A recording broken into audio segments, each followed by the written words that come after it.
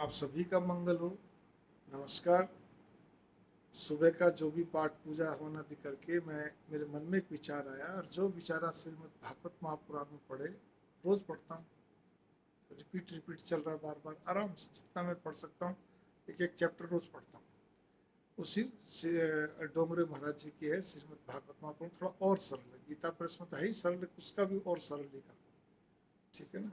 इसी प्रकार से कल एक मेरे मित्र से बात हो रही थी, तो वो बात का चर्चा का विषय जो था वो आज श्रीमद् भागवत महापुराण में आ गया। और चर्चा का विषय यही था कि हम कम से कम अपनी विवेक बुद्धि से विचार तो करते हैं। मन नियंत्रित नहीं हो सकता। श्रीमद् भागवत महापुराण बड़ा साफ लिखा, मन नियंत्रित नहीं हो सकता। मन को नियंत्रित मत करिए। लेकिन हम क्योंकि गृहस्थी व्यक्ति हैं, हम संसारिक व्यक्ति हैं, हमसे नहीं हो सकता इतना सब कुछ। तो करना क्या, करना केवल इतना ही कि बस केवल जिस भी देवी देवता को मानते हैं उस इष्ट की फोटो को, उस इष्ट की मूर्ति को हम अपनी आंखों में बसा लें। आप मान लीजिए केवल ओम अक्षर को ही, बीजाक्षर को ही, जो एक अक्षर है, बीज मंत्र का अक्षर है ओम। ओम आप केवल उसकी ही एक मूर्ति को, मतलब उसके ही एक ओम लिखे हुए को अपने मन मस्तिष्क में बैठा लें। भगवान की मूर्ति फोटो जल्दी से बैठती है और कोई बात नहीं। हम गृहस्थी लोग तो बैठा लें तो क्या पाएंगे हम, धीरे धीरे वो हमारे एकदम सशक्त होती जाएगी। हम आंख बंद करेंगे तब भी वो हमारे अंदर आएगी, हम खुली रखेंगे तब भी हमें कई बार मतलब बार बार हमें प्रयास करना है। हर बात को देखें, भगवान आप ही कर रहे हो, हे राम जी आप कर रहे हो, हे नारायण भगवान आप कर रहे हो, हे देवी माँ आप कर, मतलब जो भी अयप्पा आप करो। आपको जो बोलना बोलिए, जिसको भी आप मानते हैं, लेकिन बोलिए, बराबर उसका जप स्मरण करिए। तब आप धीरे धीरे पाएंगे इस तरह जप स्मरण करने से, इस तरह के भाव रखने से आप कितनी बड़ी समस्या आएगी। आप केवल एक बार उनको बोले, हे भगवान, हे हनुमान जी, हे शिव जी, जो भी आप नाम से है, जो भी, कि ये तो आपको ही देखना है, इतनी बड़ी आगे समस्या और मेरे बस की नहीं है। अब आप कैसे करवाएंगे आपको देखना, बस इससे ज़्यादा मत बोलिए। आपको अगर आंसू भी आ रहे तो कोई नहीं, रो लीजिए। तो लेकिन उसके बाद क्या होगा कि आप बड़े ही प्यार से मन से अपने भगवान का चिंतन करना, मतलब जप करना, ऐ जपा जप पे चल पड़िए।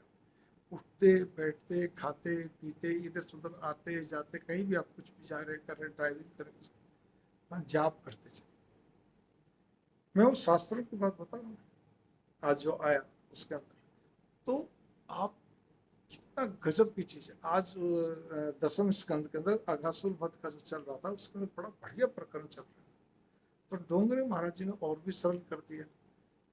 तो आप इस चीज़ पे गौर करिए, उससे क्या रहेगा कि बार बार वो भगवान के चित्र आने से आपके मन के अंदर जो विकार है वो जल्दी से किसी प्रकार का भी संसारिक चीज़ों में जल्दी से जाएगा नहीं, लेकिन फिर भी बार बार जाएगा। और आप अचानक ही अटक जाते हो तो कोई बात नहीं, आपके बार बार विवेक बुद्धि से जो आप विचार करते हैं, भगवान का स्मरण करते हैं, वो उस चीज़ से, उस व्यक्ति से, उस स्थान से आपको दूर कर देगा या वो आपसे दूर हो जाएगा। बस मैं तो इतना ही जानता हूँ। मेरे से भी अभी क्या कहते हैं, कुछ एक ऐसी एक छोटी सी बचपना सा हो गया था, एक भूल हो गया था, जो 6-7 महीने के अंदर अपना भी दूर हो गया, अपना भी दूर हो गया स्वतः।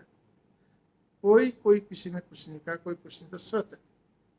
तो यही चीज़ बस उसी से प्रभावित होकर आज मैं इस बात को बोल रहा हूँ।